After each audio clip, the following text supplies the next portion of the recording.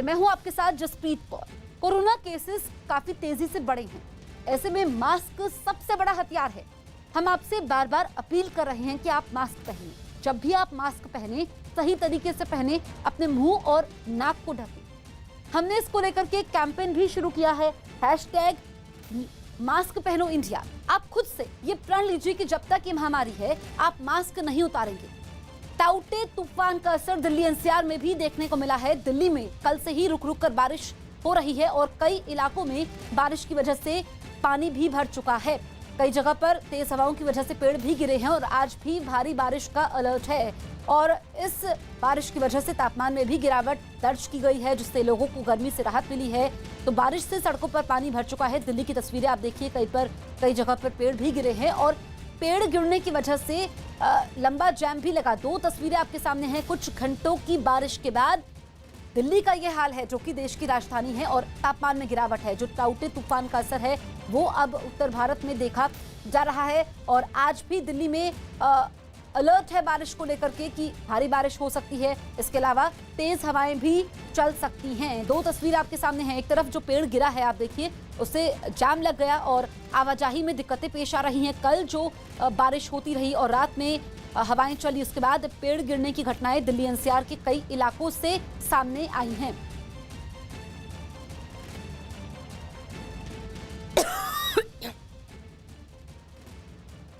ताउते तूफान का असर केवल तटीय इलाकों में ही देखने को नहीं मिल रहा है, मैदानी इलाकों में भी मिल रहा है। इस वक्त मैं मौजूद हूँ दिल्ली के महर्षि वाल्मीकि मार्ग में और यहाँ पर तस्वीरों में आप देख सकते हैं कि किस तरीके से यहाँ पर बीती रात जो तेज हवाएं चल रही थी, कभी तेज बारिश कभी हल्की बारिश, उसके वजह से जो है ये पेड़ टूटकर बीच सड़क पर ही गिर गया है, जिससे यहाँ के लोगों को खासी दिक्कतें हो रही है। एक तरफ से ये जो सड़क है वो पूरी तरीके से बंद हो गया, तो दूसरी तरफ मैं आपको दिखाऊं कि यहाँ पर जो ये जो दूसरी तरफ की ये सड़क है, ये सड़क भी पर भी पेड़ जो है आधे रास्ते तक यहाँ पर पेड़ टूट के गिरा हुआ है, जिससे लोगों को दिक्कतें हो रही है। सुबह का समय है, लोग अपने घरों से बाहर निकले हैं और यहाँ पर देखिए किस तरीके से यहाँ पर जाम लगा है। ये हिस्सा भी जो है एक पेड़ का, ये भी टूट कर गिर गया है। केवल थोड़ा सा हिस्सा यहाँ पर बचा हुआ है और इसी हिस्से से जो है गाड़ियाँ आ रही हैं, जा रही हैं, तो इससे जो लोग हैं उन्हें काफ़ी ज़्यादा परेशानी हो रही है। बीती रात ये यहाँ पर पेड़ गिरा है। अच्छी बात यह रही कि जिस वक्त ये पेड़ गिरा उस वक्त कोई यहाँ पर मौजूद नहीं था, किसी को कोई चोटें नहीं आई हैं, लेकिन ताउती साइक्लोन की वजह से, तूफान की वजह से जो है बीते कल पूरे दिन दिल्ली में कभी हल्की बारिश कभी तेज बारिश होती रही। बीती रात तेज हवाएं भी चल रही थी और उसी हवाओं की वजह से जो है ये पेड़ टूटकर गिर गया। दिल्ली के मेहरौली में बारिश की वजह से सड़कों पर पानी जमा हो गया है। इसको लेकर के लोगों ने शिकायत दर्ज करवाई है। इस वक्त मैं मौजूद हूँ मेहरौली बदरपुर रोड पर और यहाँ पर तस्वीरों में आप देख सकते हैं कि क्या स्थिति है यहाँ पर।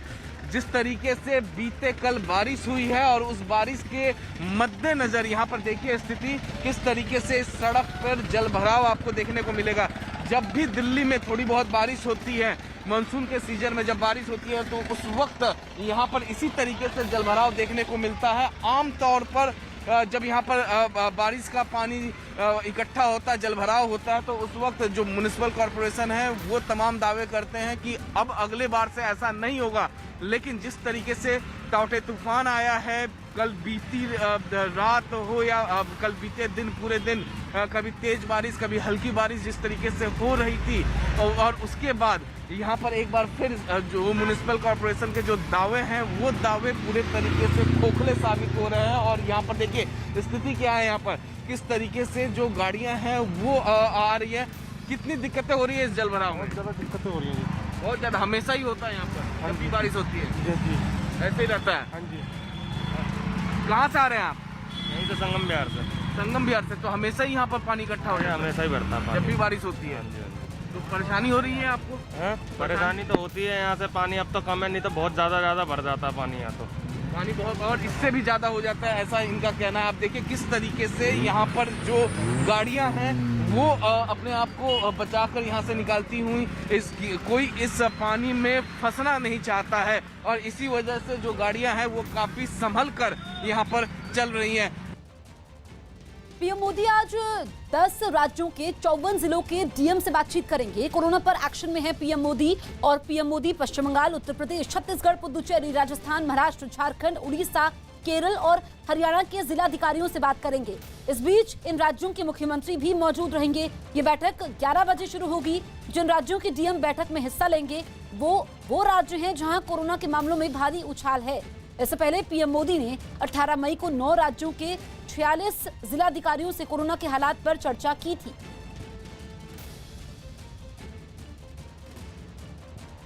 तो पीएम मोदी 10 राज्यों के 54 जिलों के जिलाधिकारियों से कोरोना के हालात पर बात करेंगे।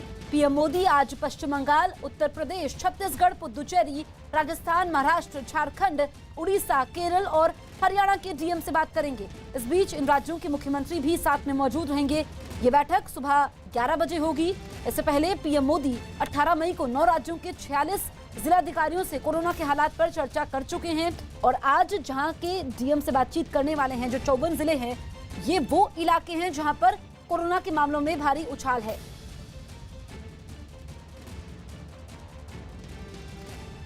दिल्ली के करोल बाग इलाके में डीडीए की जमीन पर बनी गरीबों की एक बस्ती में कोरोना वैक्सीन लगवाने के लिए जागरूकता अभियान चलाया गया। बताया गया कि डर की वजह से वहां के लोग टीका लगवाने से कतरा रहे थे, जिसके बाद कलाकारों की मदद से उन्हें जागरूक करने की पहल की गई। इन लोगों को समझाने के लिए नुक्कड़ नाटक और कोरोना पर बनाए गए गीत का भी सहारा लिया गया।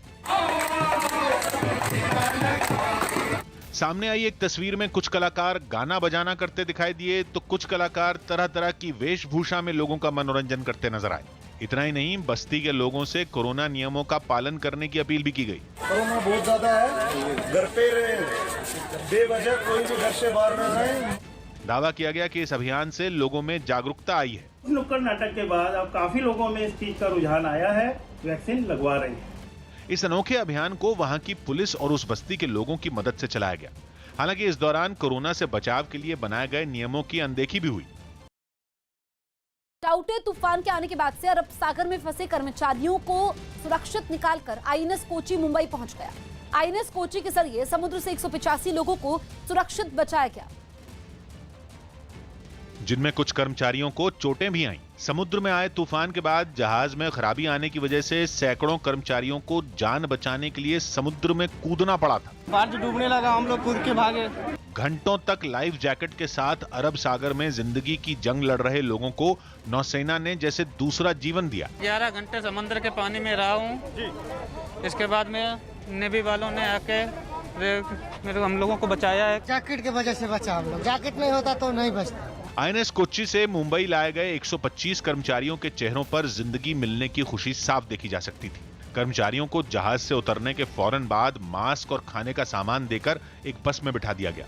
तूफान के दौरान समंदर में महज लाइफ जैकेट के सहारे घंटों बिताने वालों का हौसला देख नौसेना के अधिकारी भी हैरान हो गए। तरंगें जो है 5 से 7 मीटर कम से कम ऊंची थी, तो इस दरमियान उन लोगों पर क्या गुजर रही होगी, ये हम और आप अंदेशा लगा सकते हैं। अरब सागर में कर्मचारियों को बचाने का ऑपरेशन अब भी खत्म नहीं हुआ है, क्योंकि अभी भी कई कर्मचारी ऐसे हैं जो अरब सागर में फंसे हो सकते हैं। समंदर में तूफान के समय रेस्क्यू ऑपरेशन चलाना सुरक्षा एजेंसियों के लिए आसान नहीं था, जिसकी बड़ी वजह यह भी थी कि 4 अलग अलग छोटे जहाजों में करीब 707 लोग सवार थे, जिनमें 629 लोगों को बचाया जा चुका है। कर्मचारियों को बचाने के ऑपरेशन में INS Kochi, INS Kolkata, INS Beas, INS Betwa और आईएनएस तेग को मोर्चे पर लगाया गया। इसके अलावा कोस्ट गार्ड के हेलीकॉप्टर भी काम पर लगाए गए। बड़ी परेशानी यह भी थी कि P305 जहाज टूटने के बाद डूबने लगा था और जान बचाने के लिए कर्मचारियों को समुद्र में छलांग लगानी पड़ी थी। समुद्र में लाइफ जैकेट के सहारे तैर रहे लोगों का केवल सिर ही पानी के ऊपर दिखाई दे रहा था, इसलिए एक एक कर्मचारी को पहचानना और फिर उसे बचाकर लाना रेस्क्यू टीम के लिए एक बड़ी चुनौती थी। आईएनएस कोची की टीम ने 26 ऐसे कर्मचारियों को भी समुद्र से निकाला जो तूफान के समय समुद्र में जिंदगी की जंग हार गए। लेकिन अब तक की जानकारी के मुताबिक 49 लोग ऐसे हैं जिन्हें ढूंढकर समुद्र से बाहर निकालने का काम अब भी जारी है, जिसमें नौसेना के अलग अलग जहाजों के अलावा कोस्ट गार्ड ने भी पूरी ताकत झोंक दी है। 4 छोटे जहाजों के फंसने की जानकारी 17 मई को मिली थी। बार्ज P305 का ONGC का SS3 सागर भूषण और गॉल कंस्ट्रक्टर। मैसेज आया कि ये पूरा मिलाकर 700 के करीब लोग हैं और ये समुद्री तूफान में फंस चुके हैं। 4 जहाजों में 3 जहाज ऐसे हैं जिनके सभी कर्मचारियों को सुरक्षित बचाया जा चुका है। कोस्ट गार्ड के अधिकारी लगातार बचाव ऑपरेशन पर नजर बनाए हुए हैं। लगातार मॉनिटर किया जा रहा है। आप देख सकते हैं कि ये स्क्रीन है, यहाँ लगातार ऑफिसर जो है विंड स्पीड से लेकर हर चीज यहाँ मॉनिटर कर रहे हैं। कोस्ट गार्ड को उम्मीद है कि जल्द ही बचे हुए लोगों को भी समुद्र से निकाल लिया जाएगा। लाइफ जैकेट पहनने के बाद भी आदमी का सिर्फ गर्दन या थोड़ा सा हल्का सा ऊपर दिखता है। तूफान की लहरों के बाद का जो एक सिचुएशन आता है उसमें लोग काफी इधर उधर हो जाते हैं, तो उनको थोड़ा ढूंढ के निकाल रहे हैं। एजेंसियों के लिए राहत की बात यह है कि अब अरब सागर में टाउटे का असर लगभग खत्म हो चुका है। कई राज्यों में तबाही मचाने वाले टाउटे तूफान की वजह से रेलवे को भी भारी नुकसान उठाना पड़ा। इस नुकसान का ब्यौरा जुटाने का काम रेलवे ने शुरू कर दिया है। चक्रवाती तूफान से हुए इस नुकसान के कुछ वीडियो अब सामने आए, जिनमें एक वीडियो में दिखा कि Chhatrapati Shivaji Maharaj terminus railway station की छत पर लगी प्लास्टिक की शीटें तूफान में उखड़ गईं, जिसके बाद कोई यात्री या रेलवे कर्मचारी घायल न हो इसलिए ठीक उस जगह के नीचे रस्सी से घेराबंदी कर दी गई और रेलवे पुलिस के कुछ जवान वहां तैनात दिखे। जबकि दूसरे वीडियो में दिखा कि रेलवे ट्रैक के किनारे तूफान में कमजोर पड़ चुका एक पेड़ रेलवे के हाई टेंशन वायर पर गिर पड़ा, जिससे धमाके के बाद वो पेड़ आग की लपटों में घिर गया।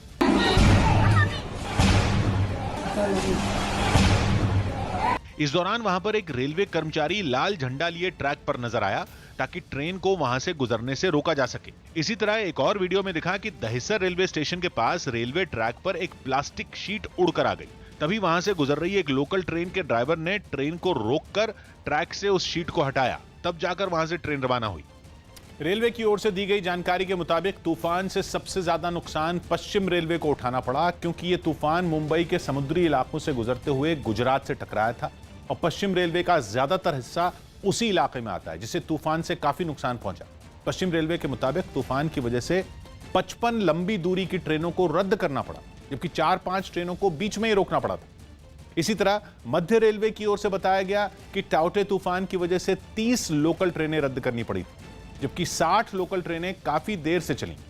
तो वहीं पश्चिम और मध्य रेलवे के तहत आने वाले कई स्टेशनों को भी इस तूफान से भारी नुकसान पहुंचा, जिसकी जानकारी जुटाने का काम रेलवे ने शुरू कर दिया है। यूपी के अलीगढ़ में 2 इंजीनियरों ने अपने साथियों के साथ मिलकर स्वदेशी ऑक्सीजन कॉन्सेंट्रेटर बनाने का दावा किया। बताया गया कि इन्होंने इस स्वदेशी ऑक्सीजन कॉन्सेंट्रेटर में ज्यादातर देश में बनी चीजें इस्तेमाल की हैं। इसकी वजह से विदेशी कॉन्सेंट्रेटर के मुकाबले इसकी कीमत कम है और खराब होने पर इसे आसानी से ठीक भी किया जा सकता है। कुछ एनजीओ की मदद से अलीगढ़ में इन स्वदेशी ऑक्सीजन कॉन्सेंट्रेटर का इस्तेमाल हो रहा है।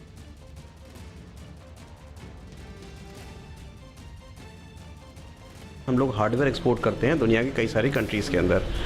अभी कोविड वेव में जो है ऑक्सीजन की काफ़ी कमी आई, उसके कारण जो है हम लोगों ने मिशन लिया और कुछ अलीगढ़ में कुछ इंजीनियर्स जो ऑलरेडी एनवायरनमेंट वगैरह में काम कर रहे थे और हम लोगों के साथ मिलकर इसको जो है एक रूपरेखा दी और 7 दिन 24 घंटे काम करने के बाद हमने जो है इसे सक्सेसफुली 5 LPM पे 93% ऑक्सीजन पे हमने इसे सक्सेसफुली लॉन्च कर दिया। ये बहुत एक सक्सेसफुल प्रोजेक्ट रहा। अलीगढ़ के लिए एक बहुत शान वाली बात रहेगी। अलीगढ़ जैसे छोटी सी जगह से उत्तर प्रदेश में और शायद भारत में पहली बार किसी ने पूरा इंडिजीनियस प्रोडक्ट से थोड़ा बहुत सामान बाहर का लगा हुआ है, इसमें बाकी सब कुछ इंडिया से हमने सक्सेसफुली बना के दिया। उत्तर प्रदेश में अवैध शराब के कारोबार के खिलाफ पुलिस ने कई जिलों में ताबड़तोड़ एक्शन किया।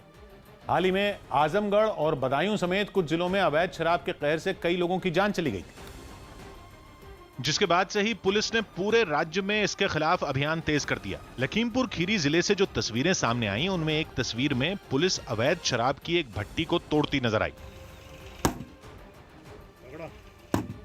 इसके साथ ही वहां रखी गई सैकड़ों लीटर अवैध शराब जमीन पर बहा दी गई। पुलिस के बड़े अधिकारियों ने भी इस कार्रवाई में जवानों की मदद की। वहीं अलग अलग जगहों पर छापेमारी कर इस धंधे से जुड़े 40 लोगों को गिरफ्तार कर लिया गया। 25 अवैध शराब भट्टियों के साथ 1250 लीटर अवैध शराब बरामद की है। शाहजहांपुर जिले में भी पुलिस ने इस अभियान को जारी रखा। वहां भी 46 शराब तस्करों को गिरफ्तार करते हुए उनके पास से करीब 500 लीटर अवैध शराब बरामद की गई। इसके साथ ही पुलिस ने शराब की कई भट्टियों को तोड़ दिया। कई दूसरे जिलों में भी ऐसी ही तस्वीरें देखने को मिली। मेरठ में एक डॉक्टर ने डांस कर कोरोना मरीजों का हौसला बढ़ाया। यूपी के मेरठ में एक अस्पताल के कोविड वार्ड में डॉक्टर ने पीपी किट पहनकर डांस किया और वहां भर्ती मरीजों का हौसला बढ़ाया। हम जैसे देखे ये जहां है वैसा ही, जैसी नजर अपनी। केरल में पिनराई विजयन आज दोपहर में मुख्यमंत्री पद की शपथ लेंगे। रूस की राजधानी मॉस्को में 7 साल बाद मई में रिकॉर्ड तोड़ गर्मी दर्ज की गई। वहां तापमान के 30 डिग्री सेल्सियस तक पहुंचने के बाद लोग अपने अपने घरों से निकलकर मौसम का आनंद लेते नजर आए और गर्मी से निजात पाने के लिए शहर में लगे छोटे छोटे फव्वारों में नहाते और मस्ती करते दिखे। कई साल बाद ऐसी गर्मी का एहसास कर रहे मॉस्को के लोग गर्मा गर्म धूप के साथ ठंडे ठंडे पानी के बीच चलते हुए बेहद खुश लग रहे थे। फव्वारे का मजा लेने के बाद कई लोग तो वहीं उसके किनारे धूप सेकते भी नजर आए। भीनी भीनी धूप और हल्की हवाओं वाले मौसम ने लोगों का घूमने फिरने का ऐसा मूड बनाया कि पार्क और दूसरी खुली जगहों पर सैलानियों का तांता लग गया। ज्यादातर वक्त कड़ाके की ठंड झेलने वाले इस शहर में गर्मी का मौसम इंसानों के लिए तो सौगात बनकर आया ही, वहां के पेड़ पौधे और फूल भी खिले खिले नजर आए, जिनके बीच घूमते फिरते लोगों ने खूब आनंद उठाया। यूपी के मुजफ्फरनगर में पुलिस की गाड़ी और एक ट्रक की जोरदार टक्कर हो गई। बताया गया कि पुलिस के 8 जवान अपनी ड्यूटी पूरी करके लौट रहे थे, तभी उनकी गाड़ी बेकाबू हो गई और एक ट्रक से टकरा गई। इस हादसे में पुलिस के 5 जवान घायल हो गए, जिन्हें लोगों की मदद से नजदीक के एक अस्पताल में भर्ती करवाया गया।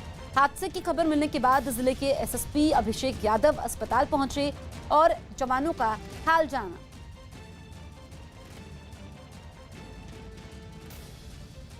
मुजफ्फरनगर में 44 बटालियन पीएसी कंपनी तैनात है। ड्यूटी कवाल गांव में इनकी लगी हुई थी। रात्रि में अपनी ड्यूटी की शिफ्ट ख़त्म करके जो इनका रुकने का स्थान है वहां पर ये जा रहे थे, उसी के बीच गाड़ी का एक्सीडेंट हुआ। उसमें 4 पुलिसकर्मी हमारे घायल हुए, जिसमें से 3 वर्तमान में ठीक हैं, चौथा भी ठीक है। उसकी आँख के ऊपर थोड़ी चोट आई है, जिसकी वजह से उसका इलाज चल रहा है। बाकी तीनों ठीक है, चौथा भी क्रिटिकल नहीं है, कोई समस्या नहीं है। एक्सीडेंट वो सारी चीज़ें हम लोग चेक कर रहे हैं। अभी हॉस्पिटल पे जो पुलिसकर्मी हैं उनके इलाज की व्यवस्था की गई है। कर्नाटक के कोडगु से एक चौंकाने वाला वीडियो सामने आया। वहां एक हाथी ने बचाव दल पर ही हमला कर दिया।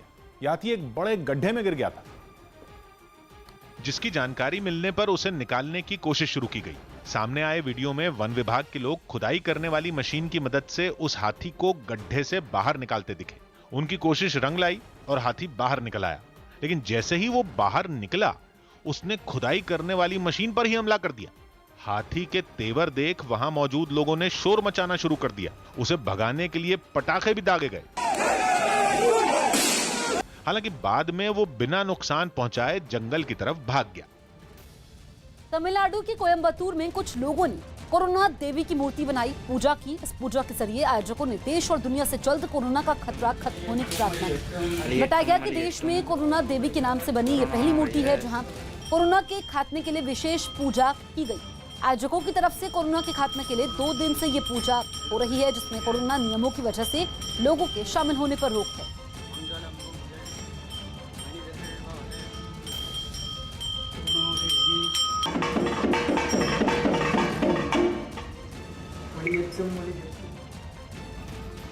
खबर है कि केंद्र सरकार ने प्राइवेसी पॉलिसी मामले में व्हाट्सएप से कड़ा एतराज जताया है। न्यूज़ 18 के अमिताभ सिन्हा की रिपोर्ट है कि व्हाट्सएप को नोटिस भेजकर इस मामले में 7 दिन में जवाब देने के लिए कहा गया और यह चेतावनी दी गई कि अगर उसने अपनी ये पॉलिसी वापस नहीं ली तो आईटी मंत्रालय कार्रवाई भी कर सकता है। हालांकि व्हाट्सएप का दावा है कि उसने अपनी नई पॉलिसी 15 मई से आगे तक के लिए टाल दी है, लेकिन सरकार ने अपनी चिट्ठी में यह साफ कर दिया कि टालने से कुछ नहीं होगा, बल्कि वो अपनी नीति को बदले, क्योंकि जो नई प्राइवेसी पॉलिसी है उससे भारत के लोगों के डेटा की सुरक्षा, निजता का अधिकार और पसंद नापसंद को नुकसान पहुंचेगा। कोरोना की जांच को लेकर आईसीएमआर बड़ा फैसला आईसीएमआर ने किया है। आईसीएमआर ने घर में कोरोना का टेस्ट करने के लिए एक रैपिड एंटीजन टेस्ट किट को मंजूरी दे दी है। इस किट के जरिए लोग नाक के जरिए सैंपल लेकर संक्रमण की जांच कर पाएंगे। इसके इस्तेमाल के लिए नई एडवाइजरी भी जारी की गई है। आईसीएमआर की ओर से जारी बयान के मुताबिक घर में जांच सिर्फ वही लोग कर पाएंगे जिनमें कोरोना के लक्षण हो या फिर वो किसी कोरोना संक्रमित के संपर्क में आए।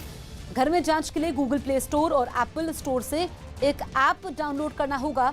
मोबाइल ऐप के जरिए पॉजिटिव और नेगेटिव रिपोर्ट मिलेगी। इस रैपिड एंटीजन किट से घर बैठे कोरोना जांच के लिए आपको इस किट के जरिए अपनी नाक से सैंपल लेना होगा। इसके बाद उस टेस्ट स्ट्रिप की फोटो लेनी होगी। ये फोटो उसी फोन से लेनी होगी जिस पर टेस्ट के लिए ऐप डाउनलोड होगा। ऐसा करने के बाद मोबाइल फोन का डेटा सीधे आईसीएमआर की टेस्टिंग पोर्टल पर स्टोर हो जाएगा। इस टेस्ट के जरिए जिनकी रिपोर्ट पॉजिटिव आएगी उन्हें संक्रमित माना जाएगा और फिर किसी दूसरे टेस्ट की जरूरत नहीं पड़ेगी। पॉजिटिव लोगों को आईसीएमआर और हेल्थ मिनिस्ट्री की गाइडलाइंस माननी होगी। अब आपको बताते हैं कि घर बैठे जांच में अगर आप नेगेटिव आए तो क्या करना होगा। इस किट से जांच के बाद लक्षण वाले जिन मरीजों की जांच नेगेटिव आएगी उन्हें आरटीपीसीआर टेस्ट करवाना होगा। लक्षण वाले सभी रैपिड एंटीजन नेगेटिव लोगों को संदिग्ध कोविड केस माना जाएगा और ऐसे लोगों को आरटीपीसीआर टेस्ट की रिपोर्ट आने तक होम आइसोलेशन में रहना होगा। दावा है कि इस पूरी प्रक्रिया में मरीज की गोपनीयता बरकरार रखी जाएगी। गुजरात में टाउटे तूफान तो गुजर गया, लेकिन इसके बाद वहां हुई जोरदार बारिश ने लोगों की मुश्किलें बढ़ा दी। मौसम विभाग का अनुमान है कि गुजरात में हालात धीरे धीरे पटरी पर लौट आएंगे, लेकिन इस दौरान वहां के कई इलाकों में बारिश हो सकती है। और मौसम विभाग का यह अंदाजा सही साबित हुआ, क्योंकि राज्य के कई इलाकों में तूफानी बारिश हुई। अहमदाबाद से आई तस्वीरें तो डराने वाली थीं, क्योंकि वहां जो बारिश हुई वो किसी तूफान से कम नहीं लगी। वहां इतनी तेज हवा चली कि दूसरी कोई आवाज ही सुनाई नहीं दी। रही सही कसर मूसलाधार बारिश ने पूरी कर दी। तूफानी बारिश में उड़ते पेड़ देखकर ऐसा लगा कि वो कभी भी गिर जाएंगे। सूरत में भी बारिश ने लोगों को कम परेशान नहीं किया। वहां बादल इतनी जोर से बरसे कि पेड़ों की टहनियां टूटकर जमीन पर गिर गईं। बारिश की वजह से वहां की सड़कों पर सन्नाटा पसरा रहा और इक्का दुक्का गाड़ियां ही गुजरती दिखी। मौसम विभाग ने बताया कि अब राज्य के उत्तरी इलाके में बारिश के आसार हैं। हो सकता है नॉर्थ गुजरात में बनासकांठा, साबरकांठा, पाटन में कुछ जगहों में बारिश होने का अनुमान है कि टाउटे तूफान अब गुजरात से निकल चुका है और राजस्थान होते हुए उत्तर प्रदेश पहुंचेगा। मुंबई के पास अरब सागर में फंसे लोगों को बचाने के लिए नेवी और कोस्ट गार्ड का सबसे बड़ा रेस्क्यू ऑपरेशन जारी है। वहां अभी भी 49 लोग फंसे हुए हैं, जिन्हें सुरक्षित निकालने के लिए रात भर रेस्क्यू ऑपरेशन चलाया गया। समंदर में फंसे लोगों को बचाने का एक और वीडियो सामने आया है, जो आईएनएस कोची का है। इस वीडियो में दिखा कि कैसे समंदर की तेज लहरों के बीच फंसे लोगों को सर्च लाइट की मदद से ढूंढा जा रहा है और फिर उन्हें सुरक्षित जहाज पर लाया गया है। कुछ ऐसी तस्वीरें भी सामने आई जिनमें जहाजों पर सुरक्षित लाए गए लोग हाथ जोड़कर आभार जता रहे हैं।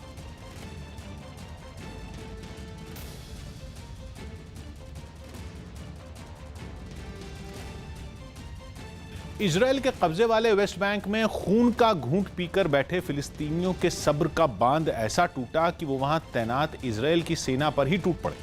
गाजा पट्टी पर एक हफ्ते से ज्यादा वक्त से जारी इजराइल के हमलों में 200 से ज्यादा लोगों की मौत हो चुकी है। और इसी बात पर फिलिस्तीन के लोगों में बदले और गुस्से की ऐसी ज्वाला भड़की कि उसने हर तरफ आग लगा दी। सैकड़ों प्रदर्शनकारी इजराइल से हिसाब बराबर करने के लिए उसकी सेना के एक चेक पॉइंट के पास जुटे और गाजा में अपने फिलिस्तीनी भाइयों के हक की आवाज उठाने के लिए उन्होंने जोर शोर से नारेबाजी की। प्रदर्शनकारी दिन के उजाले में सूरज तले ही आतिशबाजी करते भी नजर आए। इजराइल की सेना एक पहाड़ी पर तैनात थी, इसलिए प्रदर्शनकारी उससे लोहा लेने के लिए पास के एक मैदान में जम गए। लेकिन इजराइल के सैनिकों ने आंसू गैस के इतने गोले दागे कि लोग भागने पर मजबूर हो गए। हालांकि वेस्ट बैंक के कुछ इलाकों में लोगों ने इजराइल के खिलाफ शांति से भी विरोध प्रदर्शन किया और फिलिस्तीनियों को आजाद करने की मांग की। बड़े बूढ़ों के साथ छोटे छोटे बच्चे तक गाजा में इजराइल के हमलों के खिलाफ सड़क पर डटे नजर आए। लेकिन सिर्फ सड़क पर कोहराम मचाकर ही नहीं, बल्कि हड़ताल करके भी फिलिस्तीन के लोगों ने अपना गुस्सा जाहिर किया। वेस्ट बैंक समेत यरूशलेम और इजराइल के दूसरे इलाकों में बसे फिलिस्तीनी समुदाय के लोगों ने अपनी दुकानों के शटर गिरा दिए, जिससे बाजारों की रौनक छिन गई और सड़कों का नजारा तो ऐसा हो गया जैसे वहां कर्फ्यू लगा हो। यूपी में पंचायत चुनाव में शिक्षकों की मौत पर सियासी घमासान छिड़ गया। उत्तर प्रदेश पंचायत चुनाव में तैनात हुए टीचरों की कोरोना से हो रही मौत के मामले पर सियासत तेज हो गई। प्रियंका गांधी ने इस मुद्दे पर एक ट्वीट कर उत्तर प्रदेश शिक्षक संघ का हवाला दिया और आरोप लगाया कि राज्य में 1600 से ज्यादा टीचरों की मौत हुई है, जबकि योगी सरकार ये संख्या महज 3 ही बता रही है। प्रियंका गांधी के इस ट्वीट के बाद समाजवादी पार्टी ने भी इस मुद्दे पर योगी सरकार को कटघरे में खड़ा कर दिया। सरकार क्यों नहीं शिक्षक संगठन को बुला के बैठाती और उनके सामने एक ज्वाइंट प्रेस कॉन्फ्रेंस कर दे, पता चल जाएगा कितने लोगों की मौतें हुई हैं। विपक्ष का हमला तेज हुआ तो सरकार ने भी पलटवार करने में देर नहीं की। अखिलेश यादव जी भी ट्वीट करते हैं, वही देखा देखी प्रियंका वाड्रा भी करते हैं, तो उन लोग ट्वीट के एक रानी है एक राजा है। जयपुर में ड्रग्स कंट्रोल डिपार्टमेंट की टीम ने कई दवा दुकानों पर छापेमारी की। ये कार्रवाई कोरोना के इलाज में काम आने वाली दवाओं और उपकरणों की कालाबाजारी की शिकायत मिलने पर की गई। इस दौरान विभाग ने 11 दवा दुकानों के खिलाफ कार्रवाई करते हुए उनके लाइसेंस निलंबित कर दिए। दिल्ली के सीएम अरविंद केजरीवाल ने कोरोना की तीसरी लहर के खतरे पर अधिकारियों के साथ बैठक की। इस बैठक में तीसरी लहर से निपटने के लिए पहले से ही पुख्ता तैयारियां करने पर चर्चा हुई। साथ ही ऐलान किया गया कि बच्चों को कोरोना से बचाने के लिए विशेष टास्क फोर्स बनाई जाएगी। पश्चिम बंगाल के पूर्व सीएम बुद्धदेव भट्टाचार्य की कोरोना रिपोर्ट पॉजिटिव आई। इसके बाद उन्होंने खुद को घर में ही क्वारंटीन कर लिया। महाराष्ट्र के सीएम उद्धव ठाकरे शुक्रवार को कोंकण इलाके का हवाई दौरा करेंगे और टाउटे तूफान से हुए नुकसान का जायजा लेंगे।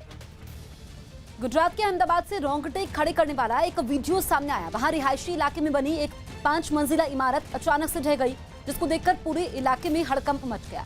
हालांकि राहत की बात यह रही कि इस हादसे से पहले ही इमारत में रहने वाले सभी लोग बाहर निकल आए थे, लेकिन उन्हें इतना वक्त नहीं मिल पाया कि वो अपना सामान भी साथ लेकर बाहर निकल पाते। वहीं आसपास मौजूद कई लोगों ने इस घटना का वीडियो भी बनाया। कैरिबियाई देश हैती की राजधानी पोर्टो प्रिंस में एक बार फिर राष्ट्रपति के इस्तीफे की मांग को लेकर जोरदार प्रदर्शन हुआ। वहां 27 जून को संविधान में बदलाव के लिए जनमत संग्रह की तैयारी है, लेकिन लोग इसे राष्ट्रपति की चाल बताते हुए सड़कों पर उतर आए और टायर इकट्ठा करके उनको आग के हवाले कर दिया। बीच सड़क पर रखे टायर तेजी से जलने लगे, जिनसे आग की लपटों के साथ काले धुएं का गुबार उठता नजर आया, जिसकी वजह से उस रास्ते पर कई घंटों के लिए आम लोगों को आने जाने में मुश्किल का सामना करना पड़ा। इस बीच भारी तादाद में प्रदर्शन में शामिल हुए लोगों में कुछ चलती गाड़ी पर प्लेकार्ड थामे खड़े नजर आए, तो कईयों ने पोस्टर, बैनर और झंडे पकड़कर नारेबाजी करते हुए पैदल मार्च निकाला। एक तरफ जहां राष्ट्रपति के खिलाफ सड़क पर हंगामा चलता रहा, तो दूसरी ओर राष्ट्रपति मोइज ने हैती में चल रहे विरोध को देश के विकास में बाधा बताया और इसको जल्द खत्म करने के इरादे से विपक्ष को इस मामले पर चर्चा के लिए बुलाया। द फैमिली मैन 2 का ट्रेलर जारी हो गया। मनोज बाजपेयी की web series the family man 2 का ट्रेलर जारी कर दिया गया। ये सीरीज 4 जून को रिलीज होगी।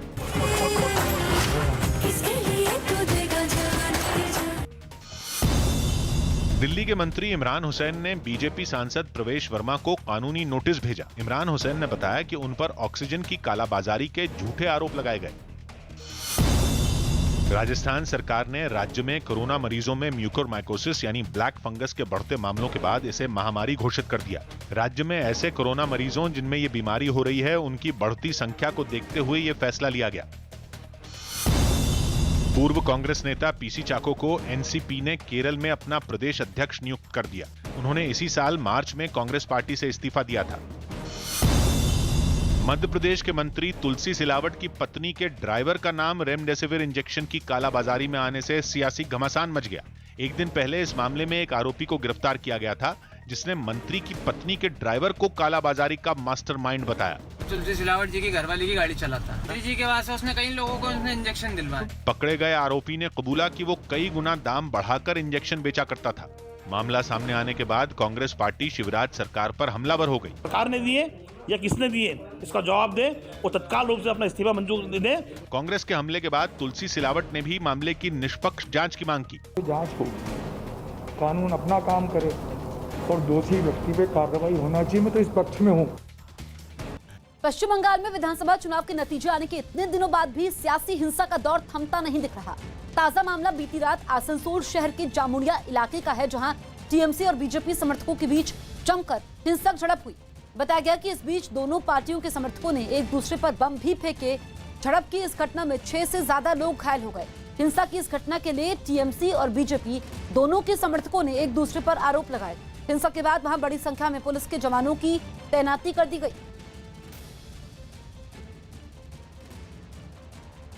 ड्राइविंग के शौकीन अमेरिका के राष्ट्रपति जो बाइडेन ने मिशिगन में एक छोटा इलेक्ट्रिक ट्रक चलाकर दिखाया। उन्होंने इलेक्ट्रिक गाड़ियों को बढ़ावा देने के लिए एक बड़े पैकेज का ऐलान भी किया। और इसी कड़ी में उन्होंने गाड़ी बनाने वाली कंपनी फोर्ड के प्लांट का दौरा किया, जहां उन्होंने कंपनी के नए इलेक्ट्रिक ट्रक को चलाकर दिखाया। बाइडेन ने इस गाड़ी से ट्रैक के कई चक्कर लगाए। कुछ देर तक ड्राइविंग करने के बाद उन्होंने पत्रकारों से भी बात की। हालांकि इस दौरान उनकी सुरक्षा का भी ध्यान रखा गया। बताया गया कि फोर्ड का ये छोटा इलेक्ट्रिक ट्रक एक बार चार्ज होने पर करीब 480 किलोमीटर तक चल सकता है। यूपी के झांसी में पानी की किल्लत से परेशान कुछ लोगों ने हाईवे पर अपने बर्तन रखकर प्रदर्शन किया। इन प्रदर्शनकारियों ने प्रशासन पर पानी की बढ़ती समस्या को नजरअंदाज करने का आरोप लगाया, जिसके विरोध में ये लोग खाली बर्तन लेकर हाईवे पर जमा हो गए। इन लोगों ने अपने खाली बर्तनों से हाईवे पर एक दीवार बना दी, जिससे आने जाने वाली गाड़ियों का रास्ता बंद हो गया। पानी के लिए हुए इस प्रदर्शन की वजह से वहां लंबा जैम लग गया, लेकिन इन प्रदर्शनकारियों ने किसी भी गाड़ी को आगे नहीं बढ़ने दिया। पानी की बहुत जटिल समस्या। इसके बाद पुलिस वहां पहुंची और लोगों को समझा बुझाकर जैम खुलवाया।